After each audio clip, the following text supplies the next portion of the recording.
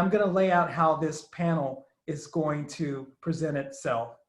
We have Silvia Lucci, founder and owner of LUHV Foods, Sofia Deleon, owner of Merkury, and Jessie Garcia, CEO and founder and creator of FirmTozuda.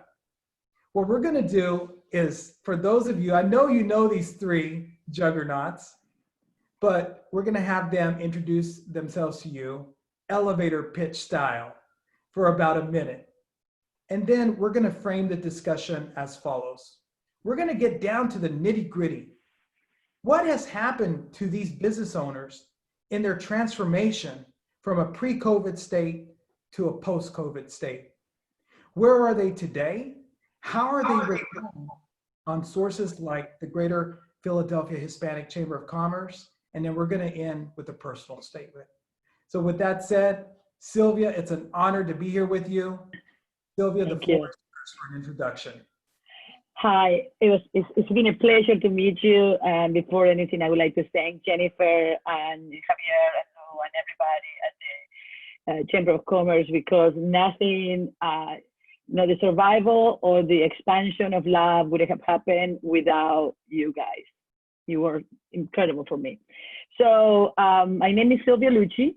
I'm the founder and owner of LUHV Food. LUHV Food is an award-winning manufacturing company of vegan food. We are we produce food frozen for places like Whole Foods and chains like that. And we also sell our food retail in our stores. We opened the first vegan deli at the Reading Terminal this past year. Thank you. Congratulations. And we're going to hear more about that Whole Foods. Thank you. Sophia, the floor is yours. Okay. So I also want to thank Jennifer and Javier and Yael and everybody at the Chamber, because you guys have really helped me. Like, you're always there if I have any questions. So I really appreciate the support. I am Sofia Deleon, and I am the owner and founder of Merkury. We are a Central American street food restaurant and caterer that focuses on food, on food from cultures that are mostly unappreciated. So I'm originally from Guatemala. So I wanted to bring Guatemalan, Salvadorian, and Honduran food to the main street market. And we've been open for about 2 years. It was our second anniversary last 5 de Mayo. Yeah. Thank you, Sophia. Certainly with that business age, you certainly have to endure some situations here that we're going to talk about. Thank you for that powerful introduction. Jessie, great to be with you. Yeah, it's great to be here, everyone. My name is Jessie Garcia. I'm the CEO and founder of FirmTozuda. At FirmTozuda, we design and manufacture safety products for sports and industrial applications. What we're most well known for is our head impact sensor for concussion awareness. So it's a little device that attaches to the back of helmets and hard hats. And we're really proud of that patented device. And lately we've been exploring new product ideas in safety. And I'm so grateful for the Chamber for finding me. I believe it was Jimmy, when Jimmy was still at the Chamber. He found me in my warehouse in Philly and introduced me to this great community that's offered a ton of support during this time. So it's really great to be here. Thank you, Jessie. We're delighted to be in this company. So honored and energized to facilitate this conversation. For those of you who are curious about how can you engage with us, what we're going to do is ask you to chat questions. And then the overtime session after the adjournment of the meeting, we'll hang out. I certainly will be here as well to answer any questions post the adjournment of the meeting. Sophia, I'd like to start with you, because can you take us back to your mental, your mindset before COVID, what your dreams were, the ambitions you had for Merkury, and then take us through that moment where you realized this is a mid to long-term pandemic, and what you have had to do to transform not only your mindset, your heart, and your resources. Sure. So we are in the heart of the city. So we counted a lot on foot traffic for sales. We also did a lot of catering, and we're known for our churros. So we did churro bars for weddings. We had signed up for weddings we were going to do this summer. And we had a lot of plans. We were going to expand to a second location. I was going to get a churro bike. So we had a lot of plans for expansion. And then this happened, right? And, all my weddings got canceled. All my catering got canceled. All our dine-in became non-existent. So the first reaction is, shock, right? Like, what do I do now? My second reaction was, okay, I cannot be home or I will go crazy. So I need to figure this out.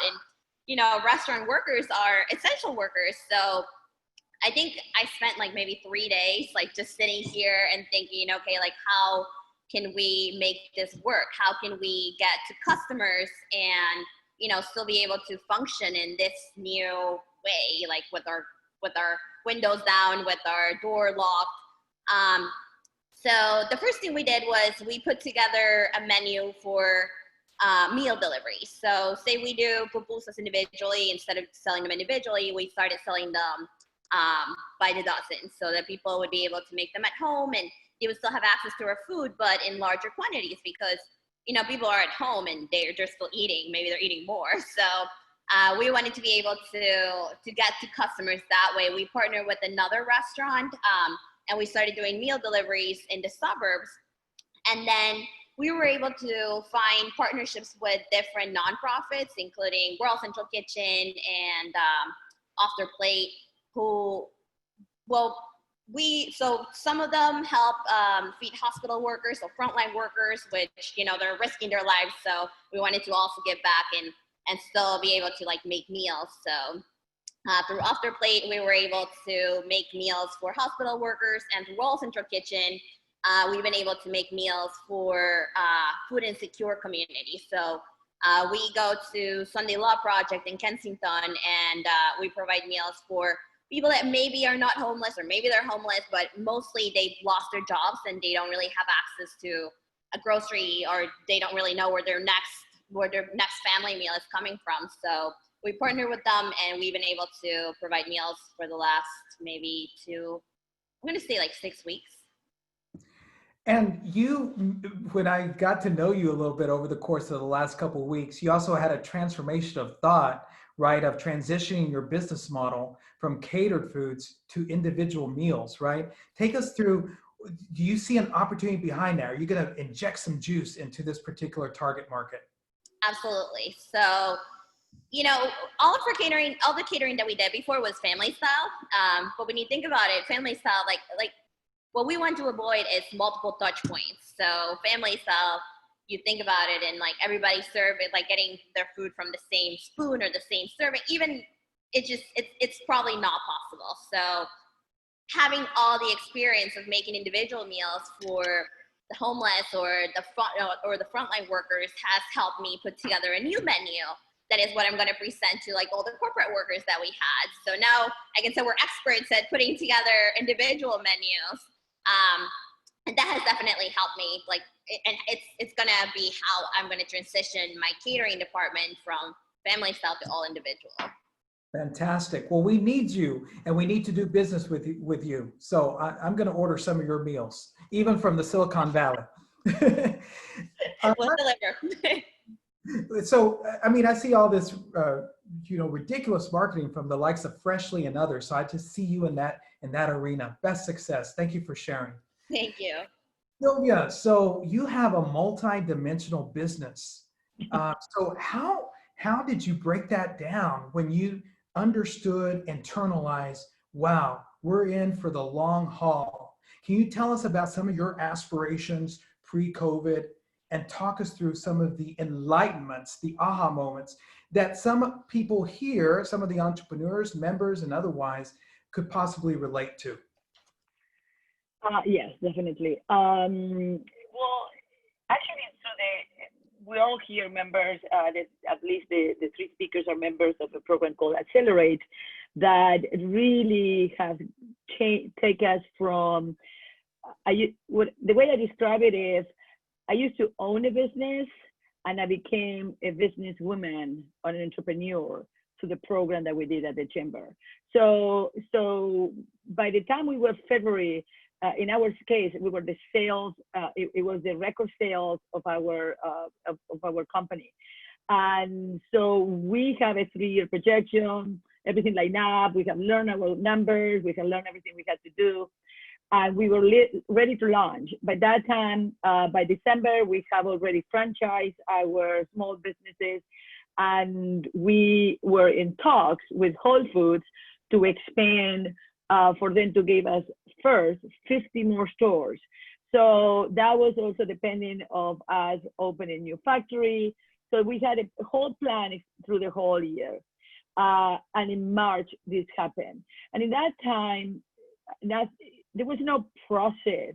It was almost like what do I do? There was no like long-term thinking. There was like it was hard to stop the process that your brain has been dreaming and planning and putting all the ducks together, and you were ready to launch. And I think all of us that have been in this program were ready to launch, and then somebody cut our knees.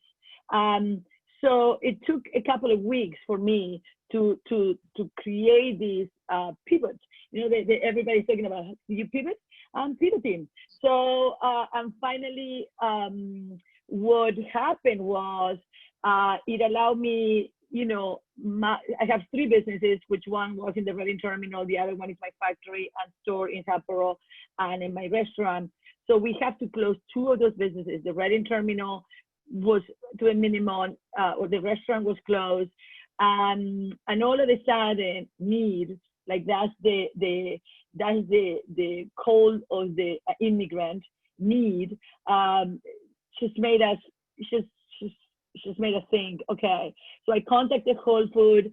They were having a need because the big companies stopped producing, and they were not ready for these. I don't know if you remember those times, because it seems like years ago, but people were going to the supermarket and emptying it. There was no food. And I found myself one day where I'm delivering food to the Whole Foods in Philadelphia, and in the whole freezer section, the only food that they were serving was ours. So I realized that we were the only ones that were still producing. We were local producers. We didn't have a cut in our production line. So I contacted them, and we accelerated the process. So we pivot from our expansion to small locations to the wholesale. So the wholesale that used to be only 20% of our company, in a month became 45% of our company. Wow. So that required, so we were hiring people, we were packaging, whatever we had a counter, we were now packaging, everything was like this. So that was kind of like the best, the transformation. But then even from there, I think after the first month, when you're, you know, when things start settling, then we start saying, okay, now what we do with this?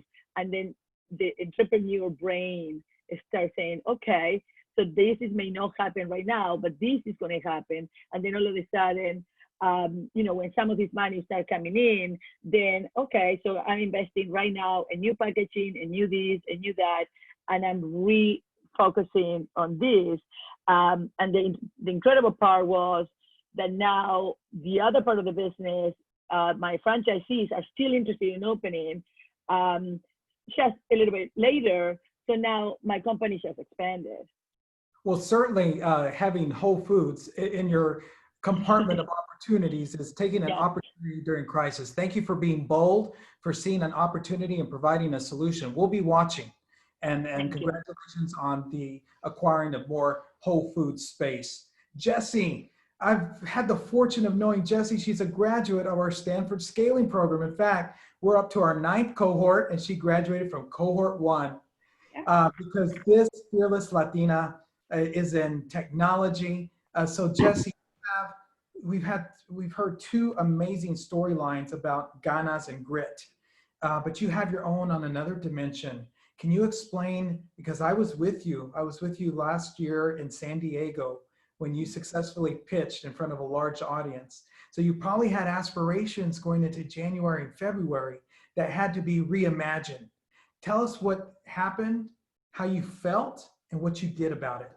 Yeah, absolutely. So pre-COVID, our company was scaling. You know, we were actively raising capital, pitching to angel investors and VCs on a regular basis to scale our manufacturing abilities and enter in the retail market for our head impact sensor. Another thing we were also doing was we were doing our first IRB approved study. So we were actually publishing research on the efficacy of our device. So when COVID hit, basically all sports stopped.